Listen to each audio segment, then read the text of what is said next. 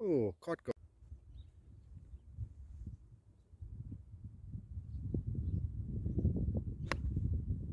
Little across, buddy, but good.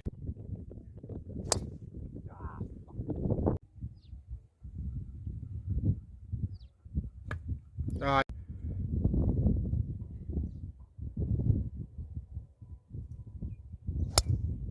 lucky. Go boy, yeah, setup looking really, really good here. So obviously this was a little bit of a double cross.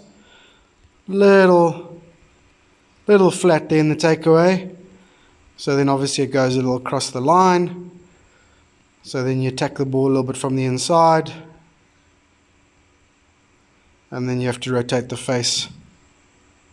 See how open that face is there. Square face would be, probably missing the frame I want to show you, but the square face would be there. So that's quite open. So a little bit inside, a little bit of face rotation. Obviously you need a draw. You set up for a fade. Everything else looks really, really good, mate. Okay, so exactly the same here on 5. Obviously the left to right one, just aiming a little down the left. And then just get a little flat there halfway back, so then it goes across the line at the top. Attack it from the inside with the face open. It's a little steep because it was across the line, so it's inside face open, and then you whip the face over, and that's the little double cross draw. Hey buddy, thanks for a lekker morning. Yeah, sorry a little bit slow, but obviously it was still enjoyable. It was lekker to hang out with you, even though I plummeted towards the end there. Anyway, it was very good. Buddy, I would say consistently the best sort of tempo, balance, and ball striking that I've seen from you. Okay, really, really through the back, really, really good. Um, Still a couple of wild ones with the driver, but it's not sort of wild in terms of your body movements and your head position and stuff like that. It's just kind of a little bit, it's still a little bit fast and not in control. And we didn't have that cut dial then and just kind of overcut one and double cross the other one. That's all it is. But that is part and parcel of us trying to hit the ball hard. Remember, we hit the ball hard, but we hit it hard here as hard as we can. Nothing wild. Okay, so in terms of body, and I know I've just said you didn't, so I just want to make sure, yes, we are getting to drive hard, but not wild in our sort of movements, body control, posture control, head movements, that type of stuff. But it did cost us a few shots, and it's possibly, I don't know what you did on the front line, possibly you had a few not drivers of certain tee boxes, and maybe that's why you played a little bit better. Because when you did get your drive in play, I mean, you were brilliant. Basically, you know, par 2 with the second ball, should have birdied 6. Where was the other one? 8. Okay, once you got the shot out the bunker, just everything nice and neat. I didn't see 9, but that's, yeah, when you get that tee shot in play, everything is a lot better. Okay, and then when it's not, then you just tend to go a little bit sort of out of kilter. Anyway, so we will keep working on the driver. You know, to have that one shot and to take the left miss out at least, that can be one thing. But then also tactically, you've got to work it out. You've got to be disciplined in going, okay, I'm going to move the ball sort of 20 to 30 foot in the air. Okay, call it 10 meters. All right. So therefore, my far left miss is there, my far right miss is there. So my start line has to be there. Okay, so it's going to give you a little bit of a formula so that you pick the right start line so that you aim correctly. And I think that will also just narrow out the dispersion just a little bit. Okay. Short game looked fine. Okay, I really like it.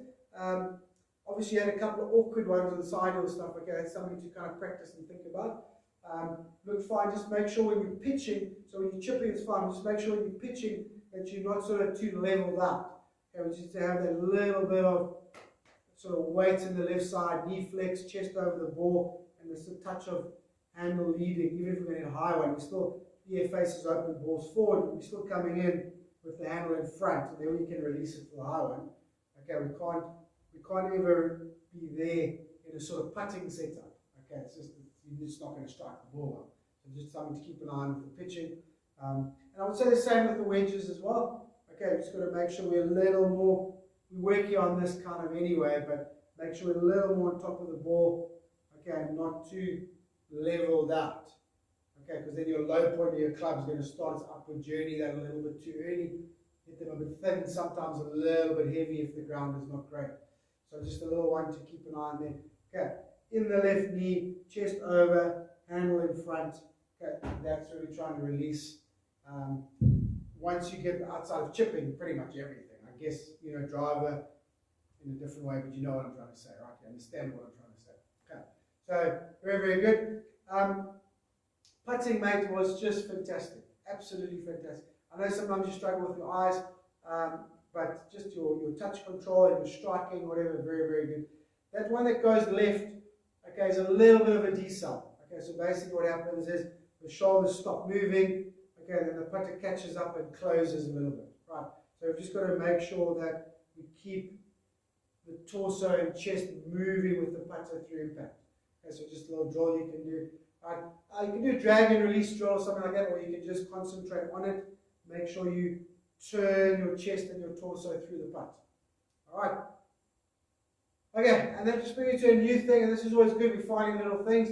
Something I actually haven't noticed before. Maybe because this is obviously you've played brilliantly.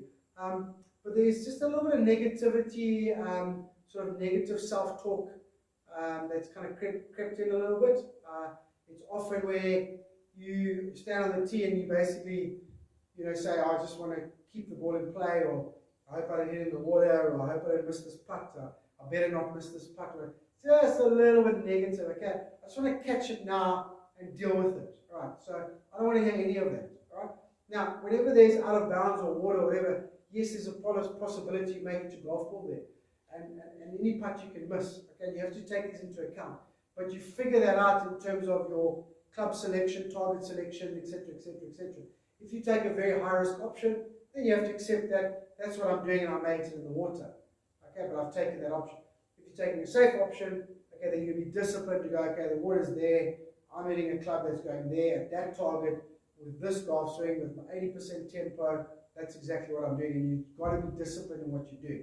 Okay, any putt you can miss, all you're going to do is read it, what speed am I hitting it at, and off you go. But don't tell yourself before you might miss it or you don't want to miss it. Or don't tell yourself, I might lose the ball off this tee box. Well, yeah, you might, but don't say it to yourself, and if it's something you are worried about, then hit a different club. You know what I'm saying? So just watch that self-talk and that little bit of negativity that's creeping in.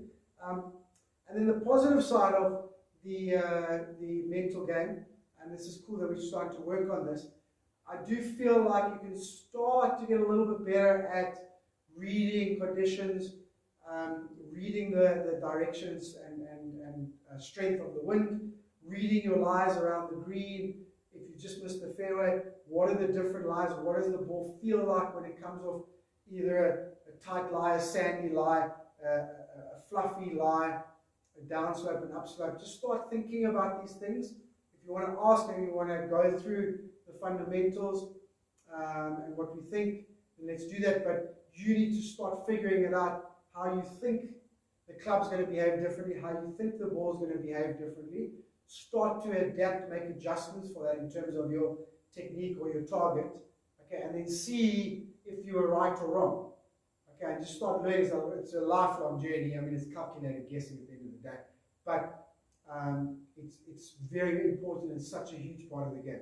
Okay, so just start looking a little bit more at conditions, golf course, weather, conditions, all that type of stuff, and then how to read lies. Start reading lies a little bit, and let's also start chatting about it. All right, swing wise, as we can know, our normal stuff.